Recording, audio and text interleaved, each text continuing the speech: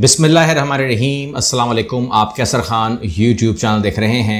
जो latest development हैं उसमें जो बाइडन हैं उनसे मुलाकात हुई है पाकिस्तान सफ़ीर की। इसके अलावा जो अंदरून खाना मामलात हैं वो अब शदीद ख़राब हो चुके हैं। यानी कि मुफ्ता इस्माइल को अगर आप सुनना नहीं चाहते, क्योंकि वो जब भी आते हैं तो वो आपको कहते हैं कि जी हालात बहुत संगीन ख़राब हैं और मैं महंगाई करने आया हूँ। तो जब वो ये बात करते हैं, सॉरी मुश्किल फ़ैसले करने आया हूँ, महंगाई नहीं बोलते, वो तो लफ्ज़ पाबंद है। तो उसमें यह है कि फिर उनके साथ क्या हुआ है, अंदरून खाना क्या रिपोर्ट्स हैं, आपके सामने शेयर कर दूंगा अंदर के हालात। लेकिन शुरू करते हैं एक गुड न्यूज़ से। वो ये है कि आपके इल्म में था, एक केस चल रहा था अमरीकी अदालत के अंदर नेशनल बैंक के ख़िलाफ़, जहाँ पर हम पर मनी लॉन्ड्रिंग, नेशनल बैंक के ऊपर मनी लॉन्ड्रिंग का केस था। जो उसमें कंप्लीट केस चलता रहा और अल्हम्दुलिल्लाह अब जब हम लोग FATF के सामने बैठे हुए हैं और कुछ उसके फ़ैसले होने हैं, तो इस केस के अंदर का इसका केस का फ़ैसला बहुत ही टाइमली आया है, बहुत ही टाइमिंग के साथ आया है। और वो ये है कि पाकिस्तान ये मुकदमा अमेरिका में जीत गया है। अमेरिका हमारे सामने इस मुकदमे में हार गया है। और अगर आप जानते हैं कि इसकी सेंसिटिविटी क्या थी, अगर ये मुकदमा नेशनल बैंक हार जाता तो नेशनल बैंक वहाँ पर जो इसके ऊपर जुर्माना लगता वो दिवालिया हो जाता, बैंकरप्सी फाइल करता, और नेशनल बैंक, आपका कौमी बैंक जो है, वहाँ पर वो सर्वाइव नहीं कर पाता। क्योंकि वो जो मामला हुआ था, जिसके बाद ये मामला हुआ था, उसमें 9 फ़ौजी हलाक हुए थे और इस बात का उनको शदीद दुख भी था कि ये पैसा जो है ये नेशनल बैंक के ज़रिए आया है। लेकिन वो तमाम चीज़ें झूठी करार पाई हैं और नेशनल बैंक को जो है इस चीज़ से ख़त्म कर दिया गया और वो जो है उल्टा हमें फ़ायदा जिसे कहते हैं वो हो गया है। आगे चलते हैं। अब दो खबरें एक साथ मैं बताऊंगा आपको। एक, मनी लॉन्ड्रिंग केस में शहबाज शरीफ और हमज़ा की हाज़िरी की माफ़ी की दरख्वास्त जो है वो कबूल कर ली गई है। क्योंकि ये आते रहे और ये दरख्वास्त करते रहे, ये बड़ी बात है कि ये पेश होते हैं, दोनों बाप बेटा पेश होते हैं और ज़मानत के लिए भी पेश हुए और अभी भी पेश हो रहे थे। लेकिन इन्होंने दरख्वास्त कर रखी थी कि हमें आप, चूँकि इनको पता था कि सब चलता रहेगा, चलता ही रहेगा, तो आप हमें कितनी बार बुलाओगे, कब तक बुलाओगे, बुलाते ही रहोगे, करना आपने कुछ है नहीं, या आप कह लें कर आप कुछ सकते नहीं हैं इनका। तो लिहाजा उन्होंने इनकी माफ़ी की दरख्वास्त मंजूर कर ली है। अब ये मनी लॉन्ड्रिंग केस के अंदर पेश नहीं होंगे। लेकिन एक साहब जो इमरान खान के जलसे में आए और उन्होंने कहा कि मैं आने वाले वक्त के अंदर, जब तक मेरी ज़िंदगी है, मैं इमरान खान के साथ खड़ा हूँ, और वो थे मुनस इलाही। मुनस इलाही ने जब ऐलान किया तो हमें बात समझ में आ गई थी कि अब कुछ ना कुछ हमें सुनने को मिलेगा, और वो सुनने को जो मिलने लगा है वो मिलना शुरू हो गया है। और वो ये है कि मुनस इलाही के ऊपर मनी लॉन्ड्रिंग का मुकदमा दर्ज कर लिया गया है और इनके 2 मज़ीद, जिसको हम मुबैना तौर पर फ्रंट मैन कहा जा रहा है, वो उनके ख़िलाफ़ भी मुकदमा दर्ज हो गया है। इनके नाम है मुनीज़ नवाज़ भट्टी और मज़हर इकबाल को भी नामज़द किया गया है। और मुनस इलाही अलायंस शुगर मिल्स में शेयर होल्डर्स भी हैं।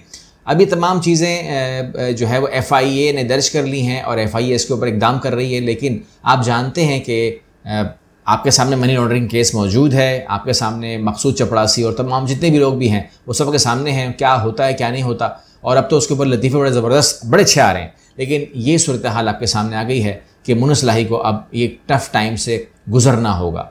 अब हम बात करते हैं अंदरून खाना जो मीटिंग्स हुई हैं, जिसमें तेल और बिजली की कीमतों में इजाफे का बयान वफाकी वज़रा जो है मुफ्ता इस्माइल पर बरस पड़े, गुस्सा किया, गालियाँ दी, कहा कि भाई आप ये बंदा कर क्या रहा है।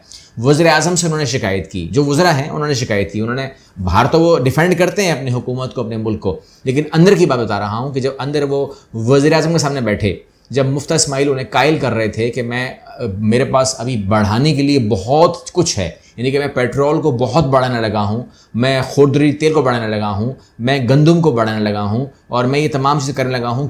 जैसे रियाज पीरज़ादा हैं, उन्होंने उनको कहा कि जी पहले ही महंगाई बहुत ज़्यादा है और आवाम जो है वो हमें कोस रही है। ज़ाहिर बात है कि जो वज़रा हैं, ये जो नून लीग के लोग हैं ख़ास तौर पे, उन्होंने अपने हलकों में जाना छोड़ दिया है।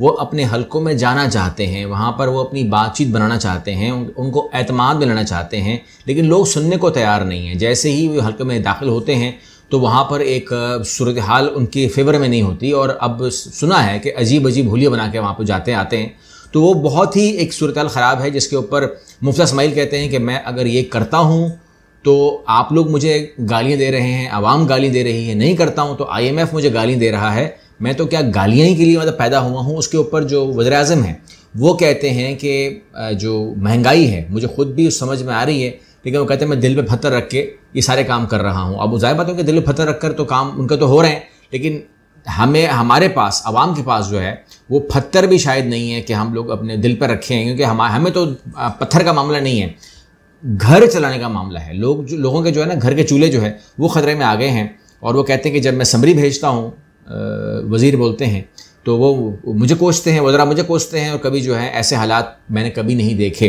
तो ऐसे हालात बने क्यों हैं ये भी मुफ्ती इस्माइल खुद ही बताएंगे कि ऐसे हालात क्यों बनाए गए या क्यों हो गए आपके हाथ से, क्योंकि जो आप करके दे रहे हैं पाकिस्तान को, इसका जवाब तो आपको ही देना पड़ेगा। इस बात के ऊपर आप छुप नहीं सकते कि पिछली हुकूमत या इमरान खान, चूँकि जब वो थे तो उस टाइम पे जो अदाद शुमार हैं वो हमारे सामने हैं, और जो आप करके जा रहे हो वो भी हमारे सामने हैं।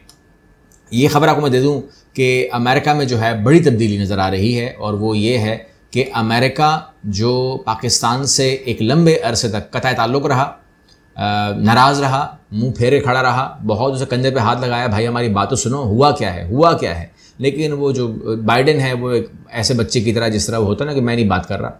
उसके बाद आज सूरत हाल ये है कि अमेरिका में पाकिस्तानी सफ़ीर मसूद खान की वाइट हाउस में सदर बाइडेन से मुलाकात, यानी कि अब वो जो बाइडेन है वो हमारे सफ़ीर से मिलने के लिए भी बेताब थे, और उन्होंने उनको बुला लिया। और पाकिस्तान एम्बेसी जो है वो ये ख़बर दे रही है कि पाकिस्तानी सफ़ीर ने जारी करदा एलानमे के मुताबिक अमरीकी सदर जो बाइडेन से पाक अमरीकी ताल्लुकात मजबूत बुनियादों पर आगे बढ़ाने के लिए अज़म का इज़हार किया, मुलाकात की उनसे, और उन्होंने कहा कि जी मैं बहुत ही ज़्यादा इंटरेस्टेड हूँ पाकिस्तान की सिक्योरिटी, तिजारत, सरमायाकारी और सकाफत समेत तमाम मैदानों में अमरीका पाकिस्तान के साथ मिलकर काम करने के लिए बहुत ज़्यादा उतावला हो रहा है।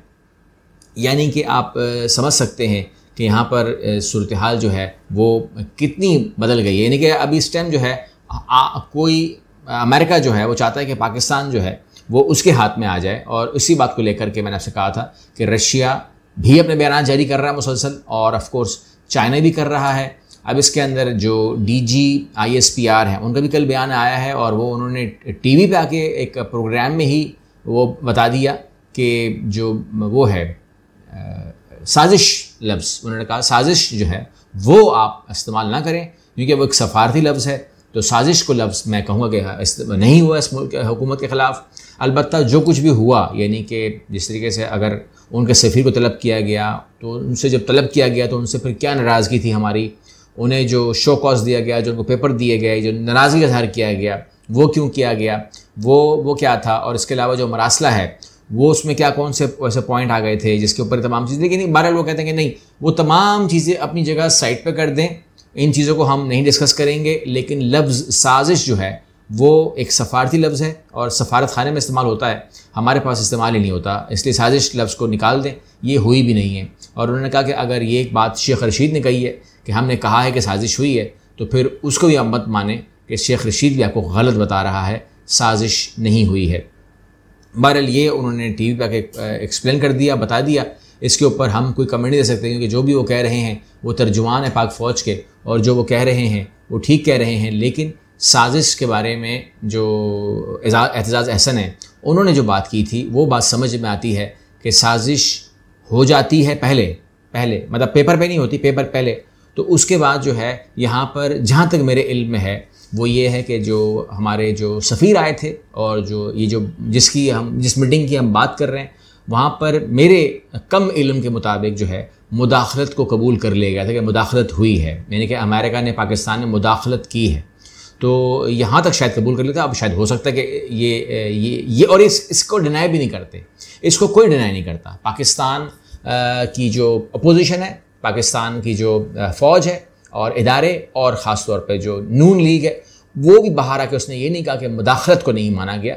शायद मुदाखलत को माना गया है कि मुदाखलत हुई है, लेकिन उस मुदाखलत को आप साजिश नहीं कर सकते, ये आपको बता दिया गया है। अगली वीडियो मिलते हैं इंशाल्लाह। अल्लाह हाफ़िज़।